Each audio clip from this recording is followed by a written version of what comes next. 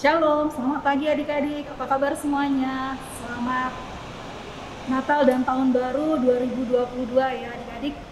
Kita bertemu kembali dalam ibadah kita secara online melalui YouTube ini. Adik-adik, sebelum kita memulai ibadah kita di pagi hari ini, marilah kita bangkit berdiri, kita bersaat teduh bersama. Kidung Keesaan 4 bait yang pertama. Angkatlah hatimu pada Tuhan.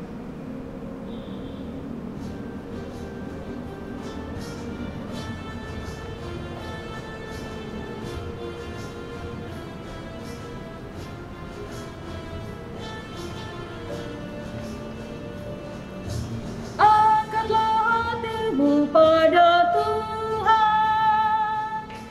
Bunyikan kecapi dan jangan lupa bawa persembahan. Mari kawan, ajak teman bersama menyembah. Sorak-sorak haleluya. Mari nyanyilah. Pujilah Tuhan yang Maha Kudus. Mari kawan, ajak teman, bernyanyilah terus.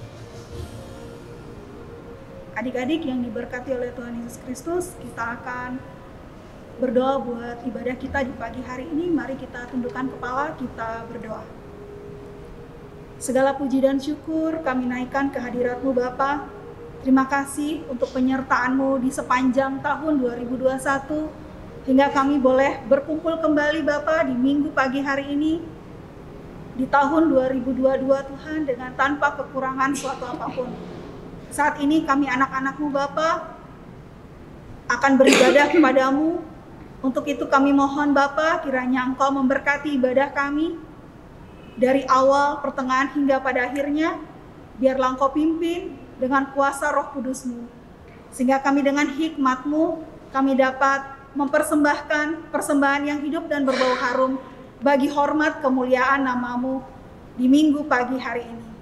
Untuk itu berkenanlah kepada kami anak-anak-Mu Bapa, walaupun kami secara online mengadakan ibadah di pagi hari ini, kami percaya Tuhan turut bekerja dalam segala sesuatu untuk mendatangkan kebaikan bagi setiap kami yang boleh mengikuti ibadah di pagi hari ini. Kami serahkan ibadah kami hanya di dalam nama Tuhan kami Yesus Kristus, Allah sumber hidup kami. Kami anak-anak-Mu sudah berdoa. Haleluya. Amin.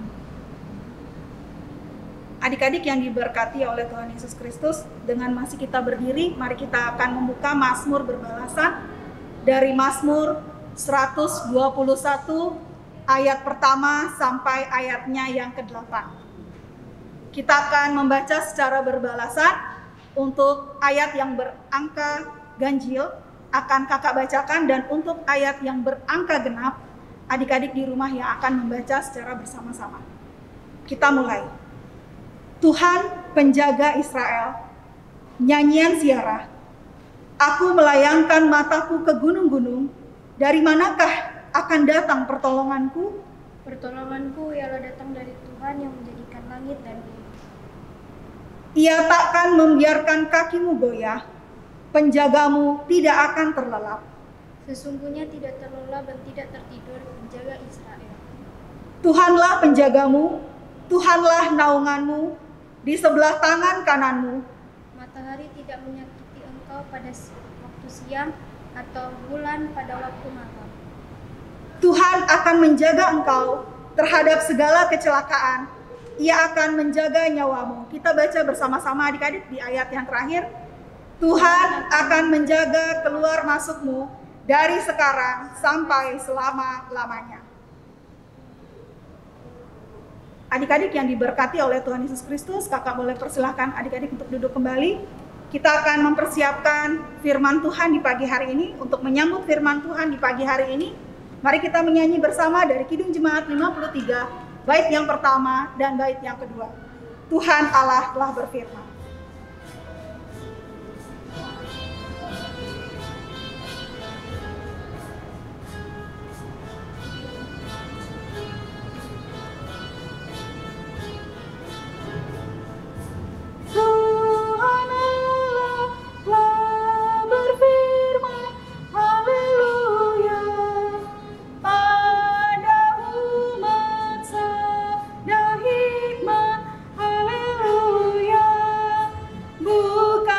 telinga hai umatnya, kabar yang baik dengarkanlah.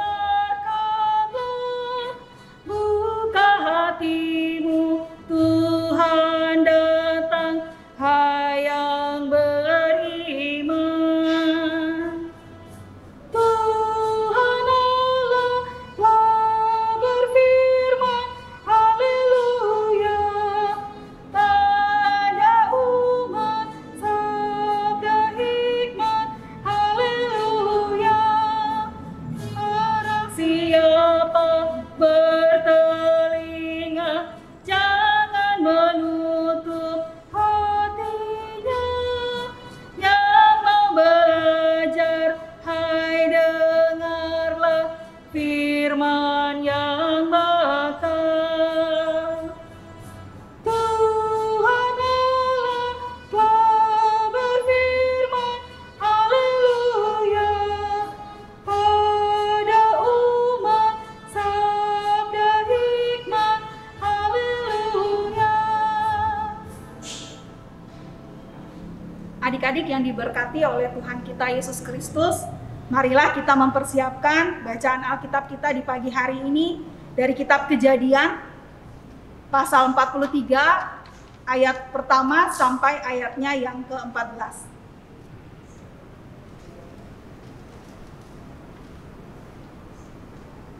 Baik adik-adik, sebelum kita membaca akan kebenaran firman Tuhan di pagi hari ini, marilah terlebih dahulu kita berdoa.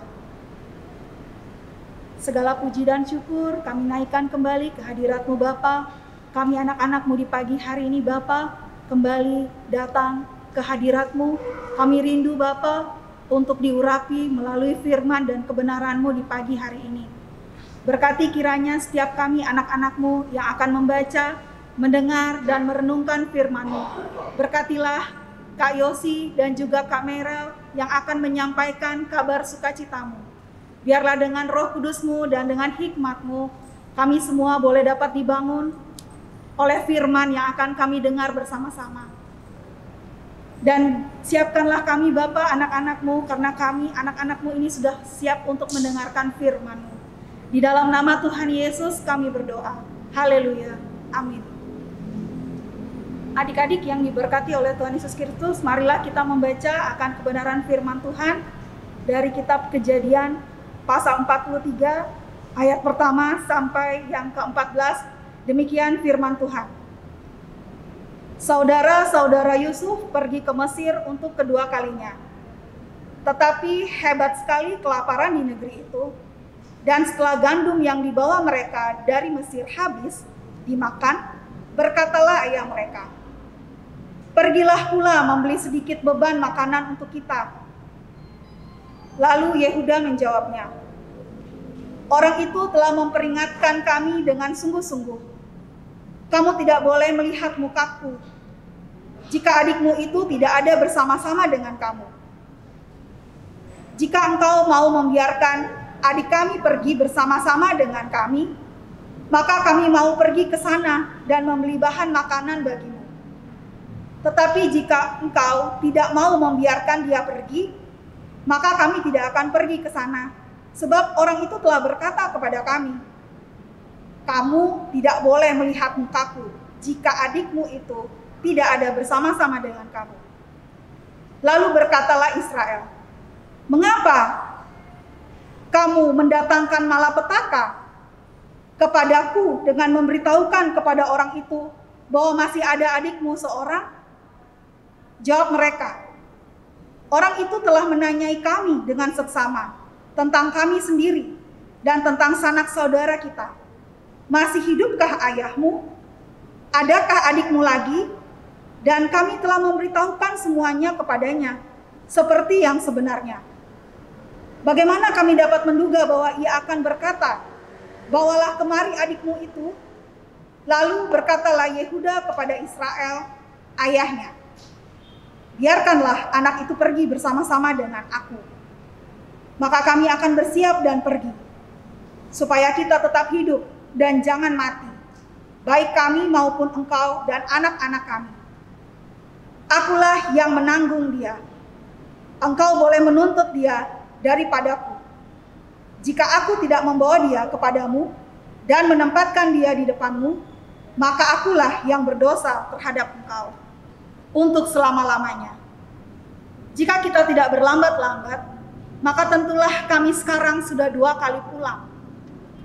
Lalu Israel, ayah mereka, berkata kepadanya, jika demikian, perbuatlah begini. Ambillah hasil yang terbaik dari negeri ini dalam tempat gandummu dan bawalah kepada orang itu sebagai persembahan. Sedikit balsam dan sedikit madu, damar dan damar ladang, buah kemiri dan buah badam. Dan bawalah uang 2 kali lipat banyaknya, uang yang telah dikembalikan ke dalam mulut karung-karungmu itu, haruslah kamu bawa kembali. Mungkin itu suatu keilafan. Bawalah juga adikmu ini, bersiaplah dan kembalilah pula kepada orang itu. Allah yang Maha Kuasa kiranya membuat orang itu menaruh belas kasihan kepadamu, supaya ia membiarkan saudaramu yang lain itu beserta Benyamin kembali.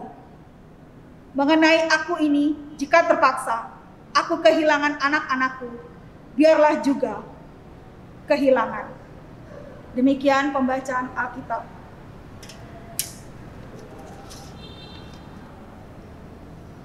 Adik-adik yang diberkati oleh Tuhan Yesus Kristus, kita akan membagi kelas. Untuk adik-adik yang kelas EK akan dipimpin oleh Kak Yosi, dan untuk adik-adik yang kelas Dwi akan dipimpin oleh Kak Mei. Dipersilakan. Halo, selamat pagi adik-adik yang terkasih dalam Tuhan kita Yesus Kristus. Firman Tuhan kita pagi hari ini terambil dari Kejadian pasal 43, ayat yang pertama hingga ayat yang ke-14 yang sudah boleh dibacakan oleh Kak Dianti tadi. Kejadian pasal 43 ayat 1 hingga ayat yang ke-14. Dan tema kita pagi hari ini atau judul firman Tuhan yang akan kita pelajari hari ini adalah berharap pada Allah Maha Kuasa. Ya. Adik-adik, ketika kita berbicara soal kitab Kejadian, nah, di sini ada tertulis the first book of Moses, Genesis.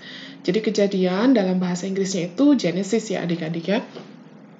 Dan dikatakan bahwa Kejadian adalah buku pertama dari Musa, ya, Musa yang menulis.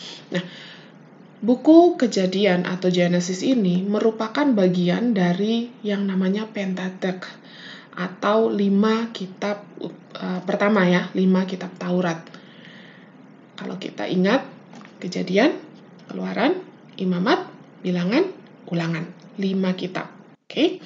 Nah, kita lihat kalau dalam bahasa Latin, kitab Kejadian ini Genesis, yang kemudian bahasa Inggris pun mengadopsi bahasa Latin tadi ya, Genesis. Lalu dalam bahasa Ibrani berarti Bereshit. Apa sih isinya dari kitab Kejadian ini? Kitab Kejadian ini dibagi menjadi 2 kelompok bagian. Bagiannya yang pertama adalah pasal 1 hingga ayatnya yang ke-11, yaitu bagaimana menceritakan tentang sejarah penciptaan. Ya. Bagaimana Allah menciptakan dunia ini dan segala isinya. Bagaimana hubungan Allah dengan dunia. Itu bagiannya yang pertama. Bagiannya yang kedua, kita mulai dari pasalnya yang ke-12 sampai pasal 50. Apa isinya? Isinya adalah tentang bagaimana sejarah keluarga-keluarga bangsa, umat pilihan Allah. Ya, di sini dikatakan Allah dan keluarga Abraham. Bagaimana mulai dari Abraham dan keturunannya sampai bangsa Israel. Ya, adik-adik. Jadi kita bisa lihat bahwa dalam Kejadian ada 2 bagian. Bagian yang pertama menunjukkan bagaimana maha kuasanya Allah, ya, sebagai seorang pencipta yang menciptakan langit dan bumi dan seisinya. Dan pasal yang 12-50 bagian kedua menceritakan bagaimana Allah mau menyertai di dalam sejarah, ya, kisah leluhur kita, bapa bangsa kita, Abraham dan keturunannya. Oke. Nah, hari ini kita bahas tentang pasal 43. Apa sih isi dari pasal 43 ini? Ya, adik-adik kita lihat satu-satu. kita mau lihat yang pertama, bahwa, nah, ada gambar. Apakah itu? Adik-adik, kondisi pada saat kitab ini ditulis, diceritakan bahwa ada masa kelaparan yang hebat yang melanda negeri itu. Dan masa kelaparan itu berlangsung cukup panjang, 7 tahun lamanya.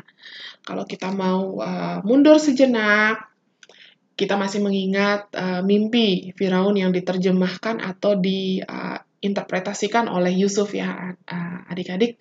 Masa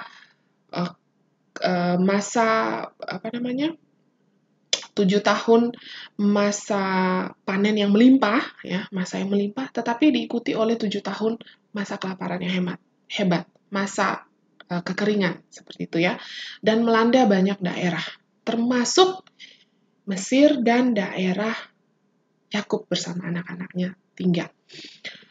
Saking hebatnya kelaparan ini, adik-adik, lihat, ini sampai, ya ampun, tinggal tulang-tulangnya sampai sudah kelihatan gitu ya. Hewan aja, ini tanaman kering banget. Hewan aja nggak punya makanan, apalagi kita manusia nih, ya. Nah, karena faktor kelaparan ini, sehingga kita lihat itu dikatakan di ayat 1 ya, hebat sekali kelaparan di negeri itu. Kemudian kita melihat ada poin kedua. Wah, ada seorang pria tua dengan anak-anaknya, gitu ya. Nah, ternyata kalau kita baca di ayatnya yang kedua, gandum yang mereka punya, bahan makanan yang dipunyai oleh Yakub, ya, keluarga Yakub dan anak-anaknya, keturunannya, itu sudah habis gandumnya. Ya. Walaupun sebelumnya Yakub sudah mengutus anak-anaknya untuk pergi ke tanah Mesir membeli bahan makanan gandum itu. Tapi ternyata setelah dimakan, dalam waktu tertentu habis juga gandumnya. Lalu, berbicaralah Yakub bersama dengan anak-anaknya. Yakub bilang, kalian pergi lagi dong ke Mesir, ya. Pergilah membeli sedikit bahan makanan untuk kita. Gak ada lagi yang mau dimakan, adik-adik. Apa yang mau dimakan? Tadi kita lihat ya, kekeringan melanda, tanaman tidak ada, kemudian hewan pun tidak bisa makan, apalagi manusia gitu kan. Nah, pergi ke Mesir, Yakub bilang, untuk kedua kalinya, sesuai dengan judul perikop di Alkitab ya. Tapi di ayat ketiga dikatakan bahwa salah seorang anaknya yang bernama Yehuda menyampaikan, orang itu telah mengingatkan kami dengan sungguh-sungguh, kamu tidak boleh melihat mukaku jika adikmu itu tidak ada bersama-sama dengan kamu. Jika engkau mau membiarkan adik kami pergi bersama-sama dengan kami, maka kami mau pergi ke sana dan membeli bahan makanan bagimu. Nah, adik-adik, ternyata ada kisah sedih, ada sejarah yang gak enak rupanya pada saat perjalanan pertama anak-anak Yakub ini, si Yehuda dan adik-adiknya, seperti itu ya. Mereka pergi ke Mesir, yang pertama itu ada di pasal 42, ternyata mereka bertemu dengan adik mereka, Yusuf, yang dulu mereka jual. Tetapi mereka tidak mengenali adiknya ini, yang sekarang jadi penguasa di tanah Mesir. Lalu adalah satu skenario, karena Yusuf merindukan ayahnya, merindukan saudara-saudaranya, ada satu skenario dan dibuatlah, kalau kita lihat di pasal 42 itu dibuatlah ada satu skenario yang pada akhirnya salah seorang saudara mereka yang bernama Simeon itu harus ditahan di tanah Mesir, tidak bisa pulang kembali bersama-sama dengan mereka. Nah, ketika mereka mau kembali ke tanah mereka, ke kampung mereka, Yusuf mengatakan bahwa masih hidupkah ayahmu, masih hidupkah keluargamu? Kalau misalnya di ayat 34 pasalnya 42 dikatakan, lalu bawalah kepadaku saudaramu yang bungsu itu, maka aku akan tahu bahwa kamu bukan pengintai tetapi orang jujur, dan aku akan mengembalikan saudaramu itu kepadamu, dan bolehlah kamu menjalani negeri ini dengan bebas. Jadi rupanya skenario yang dibuat oleh Yusuf ini membuat satu trauma bagi Yehuda, bagi saudara-saudaranya, ya. Sehingga ketika mereka kembali ke kampung mereka, ke daerah mereka, dan saat ini bacaan kita pasal 43 dikatakan bahwa Yakub menyuruh mereka pergi lagi. Mereka nggak mau, mereka enggan, karena mereka mengingat bahwa Yusuf, sang penguasa Mesir, sudah menyatakan bahwa kamu harus membawa adikmu bagi kami.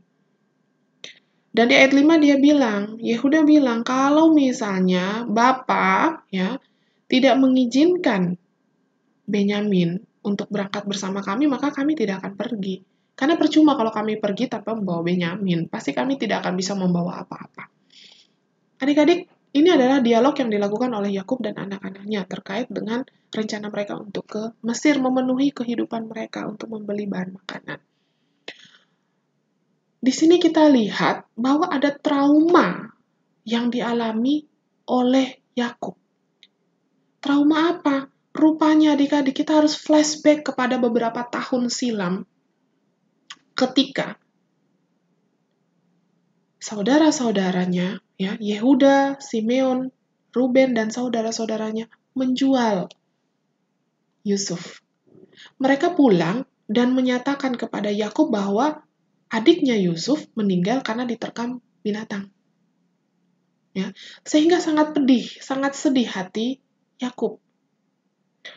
Lalu sekarang Simeon sudah ada di sana, Yakub sudah nggak ada, Simeon sudah nggak ada. Mau dibawa pula si Benyamin, si bungsu. Yang kalau kita boleh tahu, Benyamin ini adalah adik yang satu mama ya dengan Yusuf.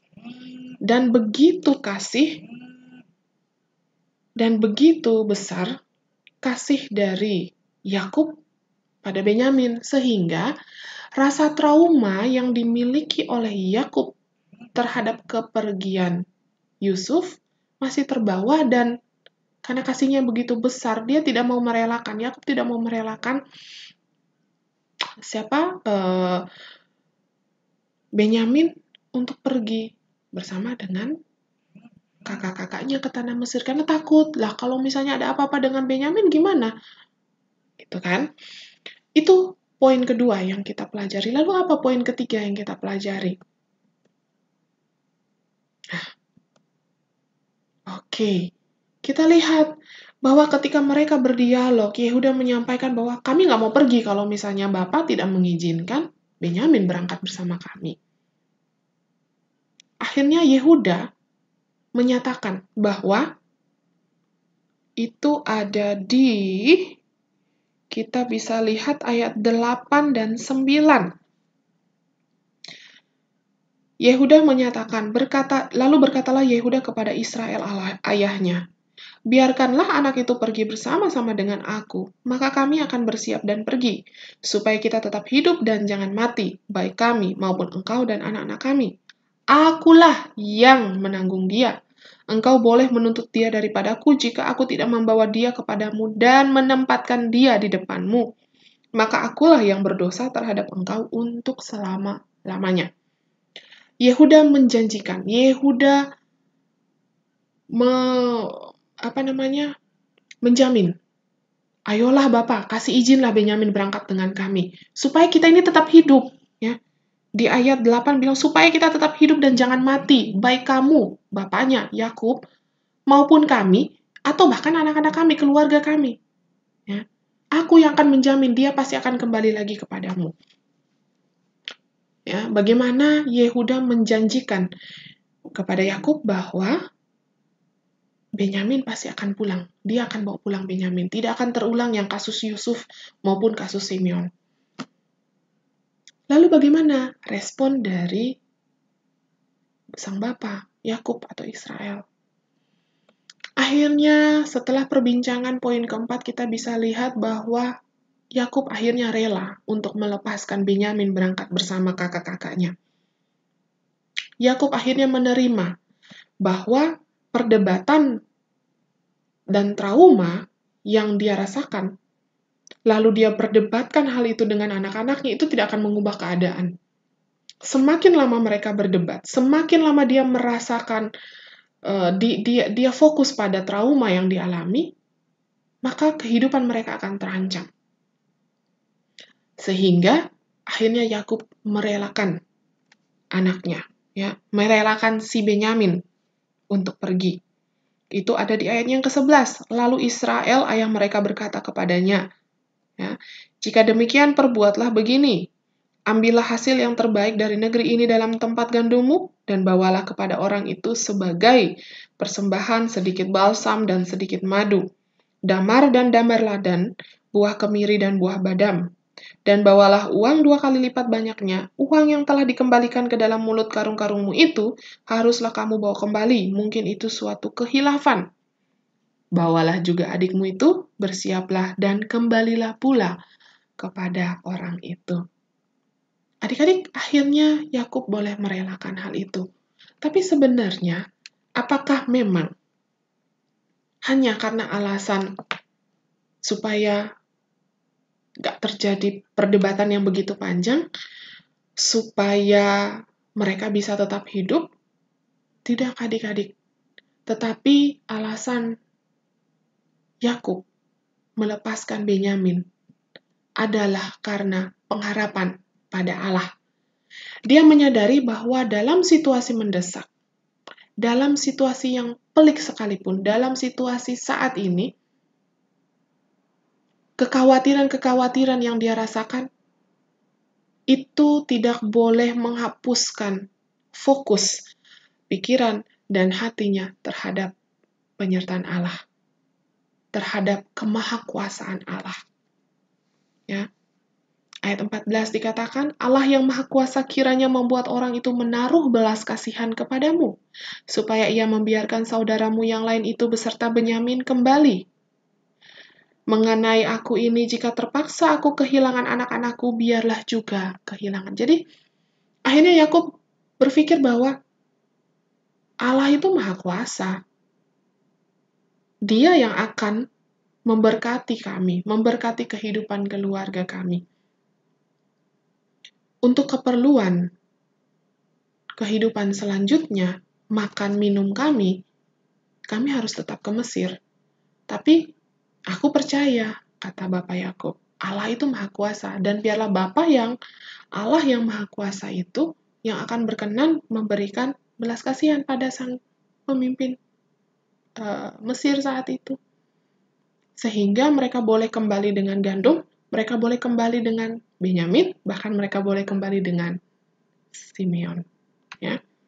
Nah, adik-adik, ada 5 poin ini yang kita pelajari atau yang diceritakan melalui bacaan kita pagi hari ini. Nah, kira-kira dari bacaan yang tadi kita pelajari, apa sih yang Alkitab, apa sih yang firman Tuhan mau sampaikan kepada kita?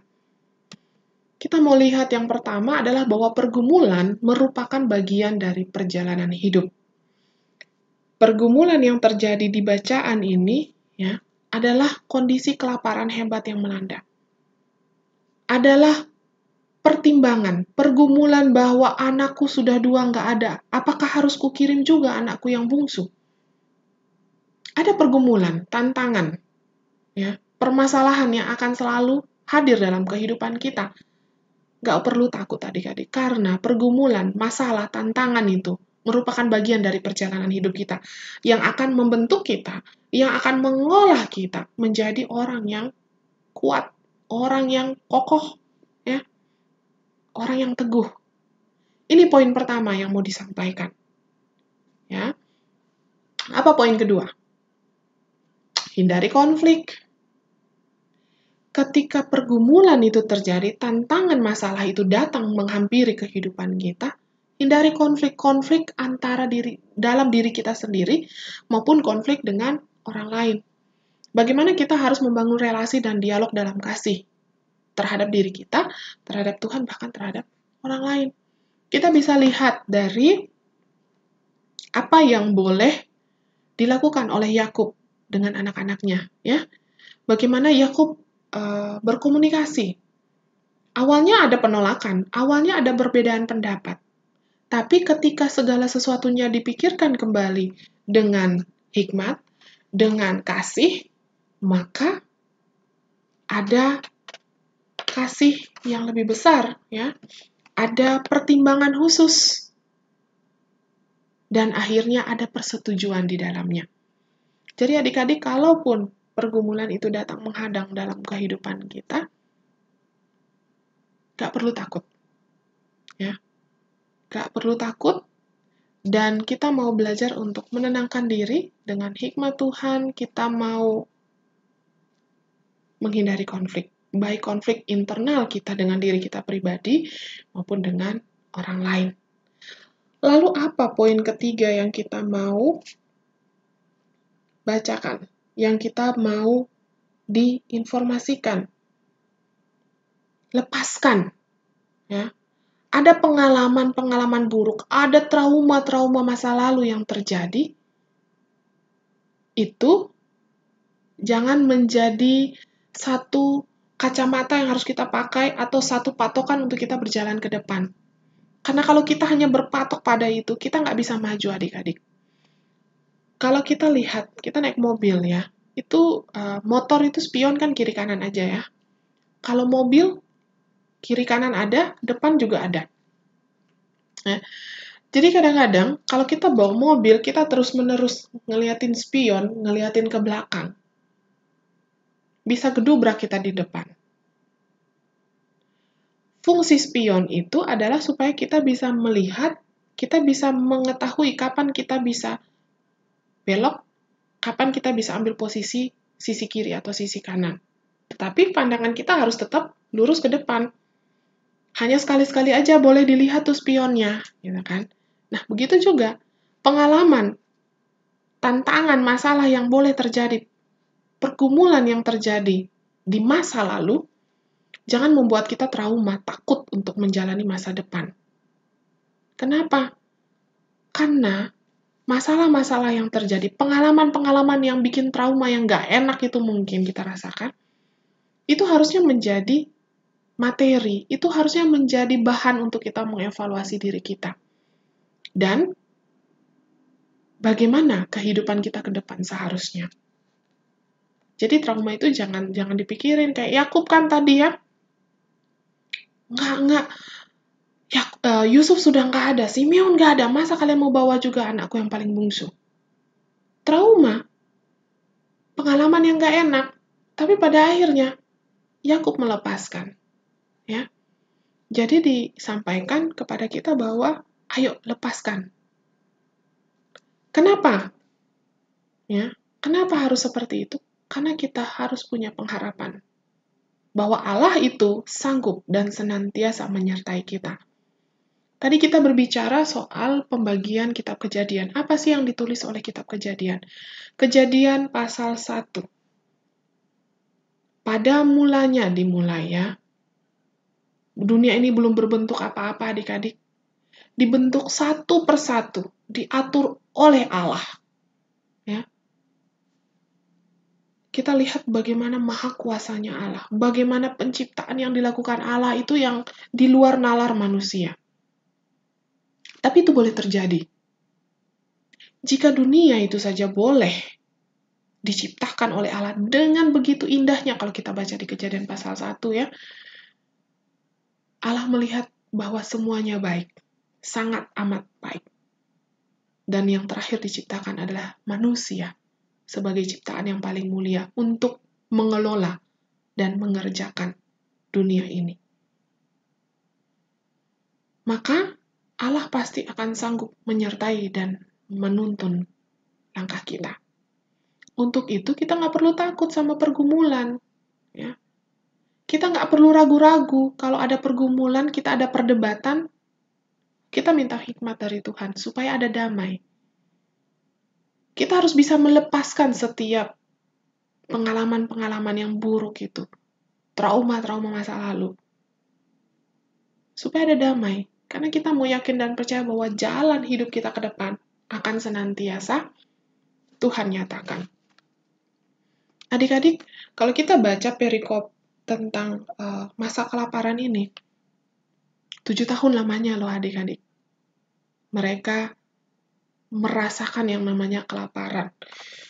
Kami lihat di ayatnya ke-12, bisa dibilang mereka bukan keluarga yang miskin ya, yang nggak punya apa-apa.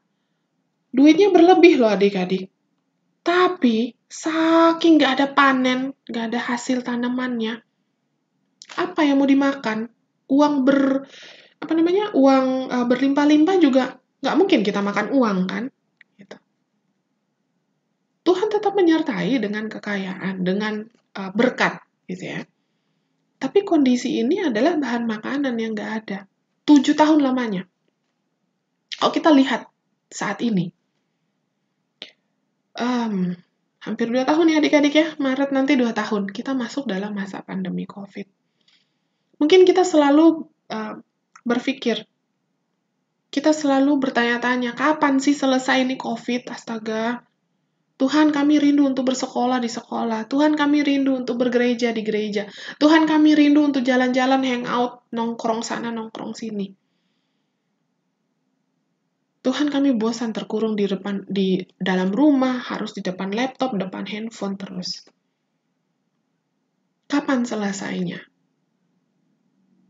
Hal yang sama yang dulu mereka rasakan saat kelaparan itu melanda.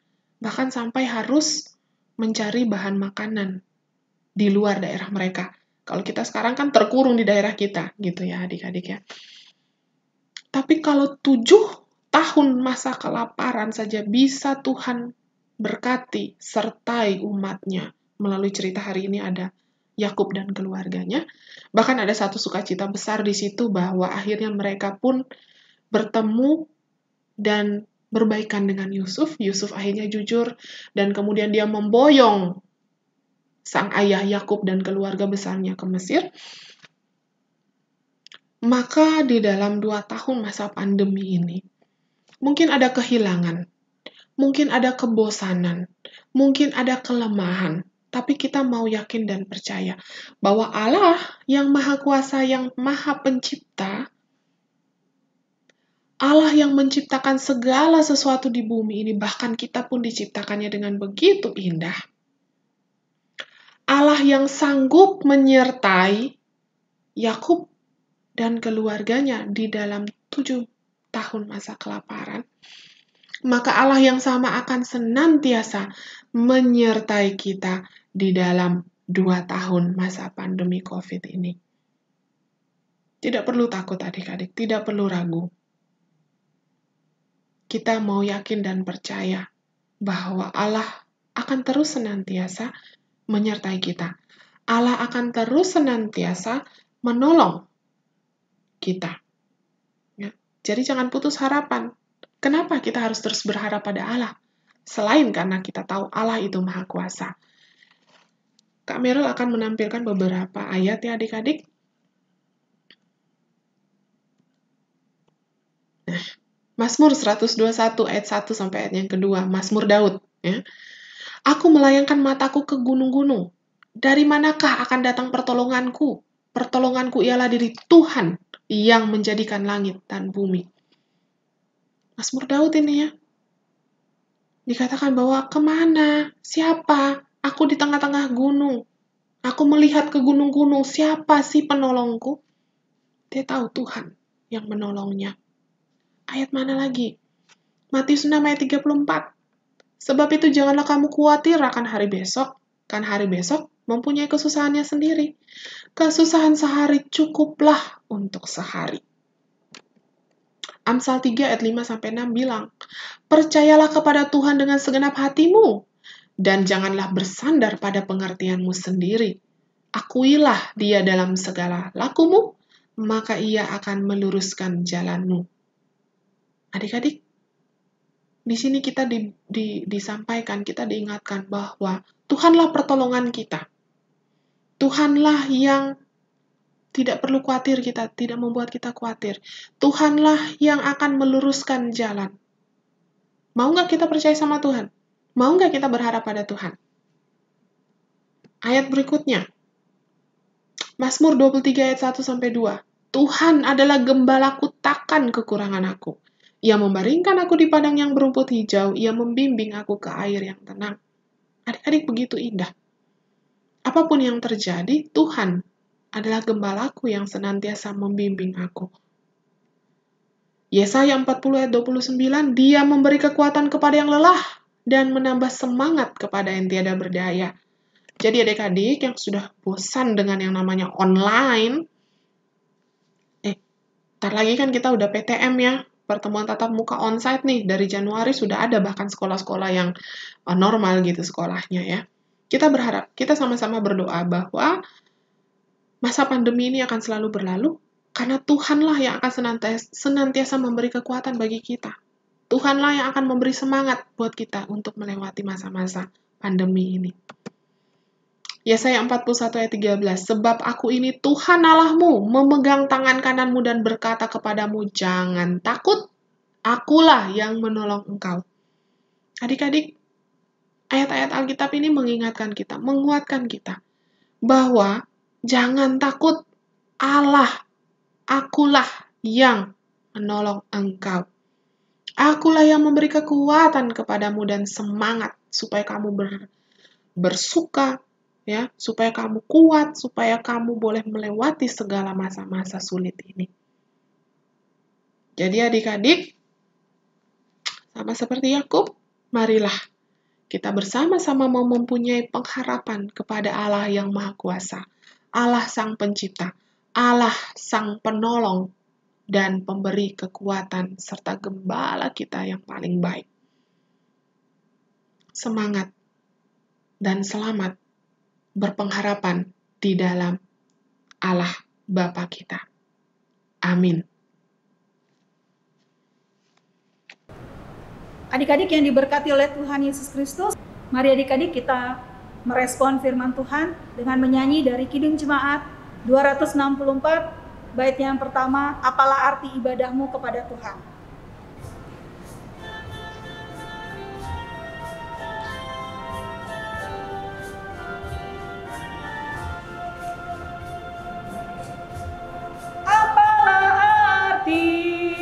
Ibadahmu kepada Tuhan, bila tiada rela sejuta sumber. Apalah arti ibadahmu kepada Tuhan, bila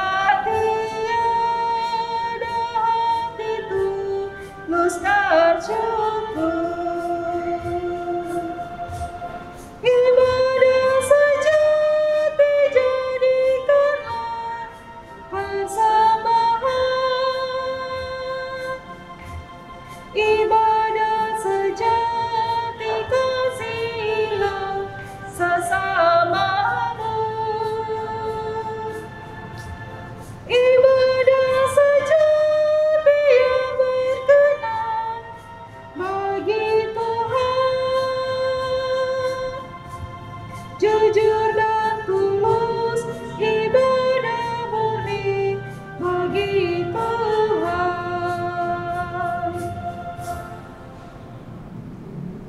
Adik-adik yang diberkati oleh Tuhan Yesus Kristus, kita akan mempersiapkan hati kita akan masuk dalam doa syafaat yang akan dipimpin oleh Kak Merel.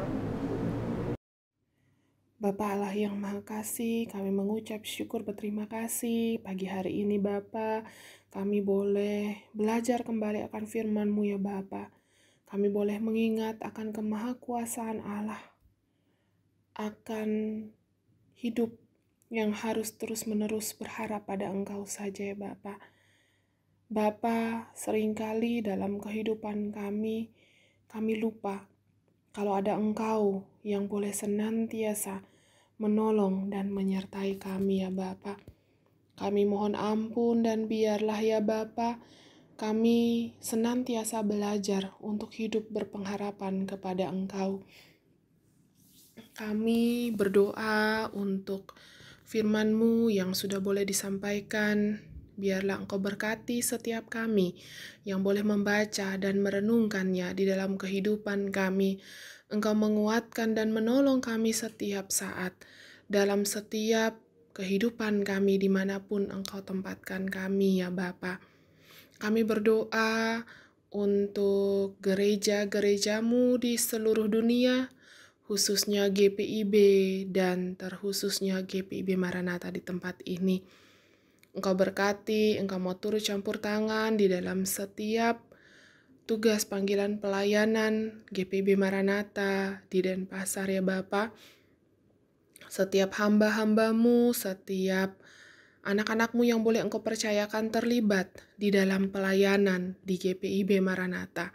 Engkau perlengkapi, Engkau mampukan, Engkau kuatkan dengan hikmat yang daripadamu senantiasa, sehingga boleh bertanggung jawab atas tugas panggilan pelayanan yang Engkau berikan ya Bapa, dan juga boleh melaksanakannya dengan baik. Kami berdoa untuk Pelkat PT ya Bapa.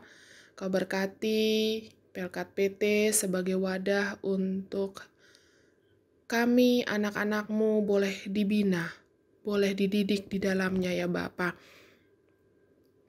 Setiap program-program yang sedang maupun yang akan dilaksanakan, kami berdoa untuk semua hal yang kami rancangkan di Pelkat PT ya Bapa. Kau mau berkati, Engkau mau turut campur tangan atas semua rancangan-rancangan itu, dan biarlah Engkau berkenan atasnya.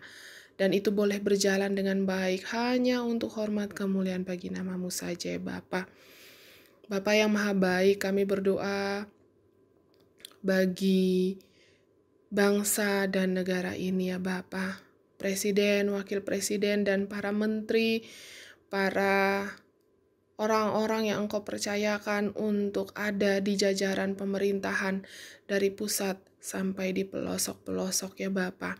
Kau berkati mereka dengan hikmat yang daripadamu saja, tuntun pimpin mereka ya Bapa, sehingga setiap keputusan, setiap kebijakan yang diambil boleh jadi untuk hormat kemuliaan nama-Mu, untuk kedamaian, untuk kebaikan bagi seluruh bangsa di negara ini ya Bapa. Bapa yang maha baik, kami berdoa untuk adik-adik layan PT ya Bapa, di dalam pendidikan mereka masing-masing, baik di SMP maupun di SMA, baik yang sudah sekolah normal maupun masih terbatas ya Bapa. Kau berkati, berikan semangat senantiasa ya Bapa, kekuatan, kesehatan yang baik, akal budi kepintaran, sehingga di dalam setiap proses pembelajaran yang dilakukan, baik secara online, hybrid maupun onsite ya Bapa, boleh diikuti oleh adik-adik dengan penuh semangat, dengan penuh sukacita, dan mereka boleh semakin diperlengkapi sebagai anak-anak-Mu untuk boleh mempunyai dan dipersiapkan dalam hidup masa depan mereka ya Bapa. Kami berdoa bagi para orang tua ya Bapa, dimanapun mereka berada dengan tugas tanggung jawab pekerjaan mereka, pelayanan, bahkan berkat keluarga mereka ya Bapa. Setiap usaha yang dilakukan oleh para orang tua, adik-adik terkasih kami ini, Kau mau perlengkapi mereka, Engkau mau berkati dan sertai dengan hikmat, dengan kemampuan, dengan kekuatan senantiasa daripadamu ya Bapa, sehingga mereka boleh senantiasa kuat, sehat, semangat dalam bekerja untuk memenuhi setiap kebutuhan hidup, untuk melayani Engkau dimanapun ditempatkan ya Bapa. Kami berdoa juga bagi para pelayan, pengurus Pelkat PT. Kau memberkati setiap kakak-kakak di dalam pendidikan mereka, di dalam pekerjaan mereka, di dalam pelayanan mereka, bahkan keluarga mereka ya Bapa. Kau mau turut campur tangan senantiasa dalam kehidupan kakak-kakak, sehingga Engkau boleh terus memakai kakak-kakak untuk menjadi berkat dimanapun Engkau tempatkan kakak-kakak layan kami ya Bapa. Kami menyerahkan semuanya ke dalam tangan kasih-Mu, doa-doa kami ini ya Bapa.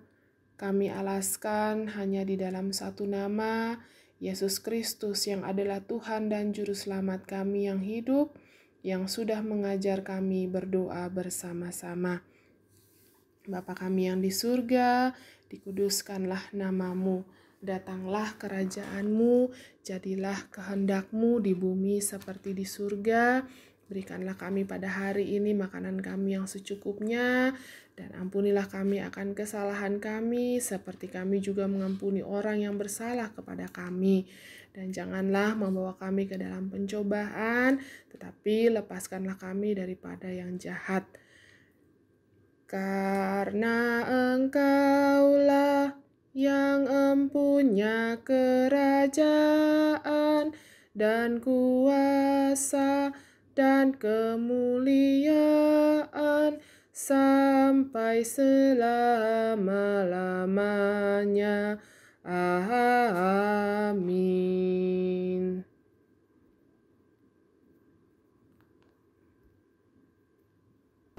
Marilah adik-adik kita memberikan persembahan syukur kita kepada Tuhan dengan memberikan persembahan di tempat masing-masing. Mungkin bisa dititip nanti sama orang tua adik-adik. Untuk itu, mari kita persiapkan persembahan kita dengan kita menyanyi dari Gita Bakti 78 bait yang pertama, Yesus Kristus Sumber Hidup.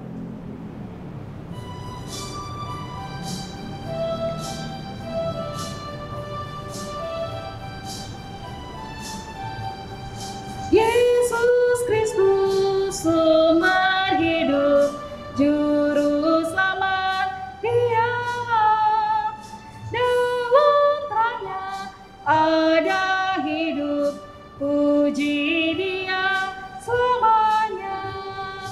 Keadilan dan hukumnya bagai benteng yang teguh bagi orang yang percaya, tempat lindung yang teduh. Yesus Kristus sumber hidup, juru selamat Dialah, dalam terangnya ada hidup, puji Dia selamanya. Adik-adik, marilah kita membawa persembahan kita dalam doa. Kita berdoa. Segala puji dan syukur kami naikkan ke hadirat-Mu Bapa. Terima kasih untuk waktu hari ini. Engkau telah menyediakan banyak hal bagi kehidupan kami sehingga kami mampu mempersembahkan persembahan kami di pagi hari ini. Tuhan, berkatilah persembahan kami pada pagi hari ini.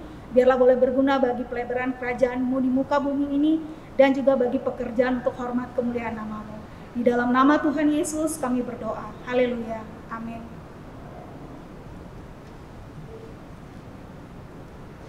Adik-adik, di penghujung ibadah kita di pagi hari ini, sebelum kita menerima berkat Tuhan yang akan disampaikan oleh Kak Yosi, marilah kita mempersiapkan hati dan pikiran kita. Kakak undang sekalian kita untuk bangkit berdiri. Kita akan menyanyi untuk pemutusan kita di pagi hari ini dari Kidung Jemaat 440 bait yang pertama dan kedua, Di Badai Topan Dunia.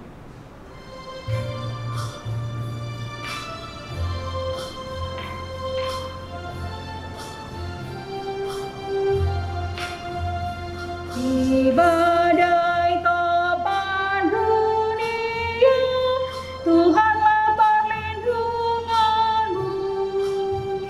Kendati goncang semesta, Tuhanlah perlindunganmu.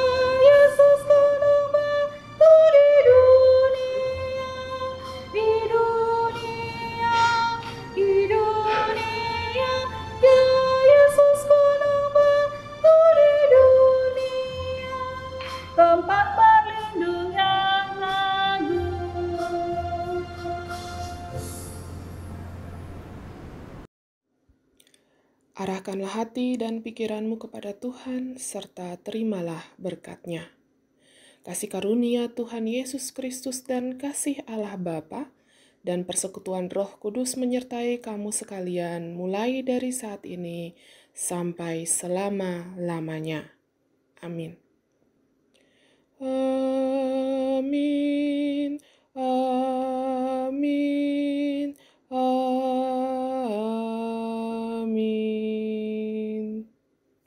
Adik-adik yang diberkati oleh Tuhan Yesus Kristus, ada warta PT buat kita semua bahwa pada tanggal 30 Januari, tepatnya minggu depan, kita akan melaksanakan ibadah IHMPT secara Zoom. Jadi adik-adik persiapkan diri adik-adik untuk kita mengikuti ibadah Zoom yang akan dilaksanakan pada tanggal 30 Januari jam 7 pagi dan akan diumumkan di grup atau di sektor masing-masing. Untuk itu adik-adik, kakak ucapkan selamat pagi, selamat hari Minggu, selamat tahun baru, Tuhan Yesus memberkati kita sekalian.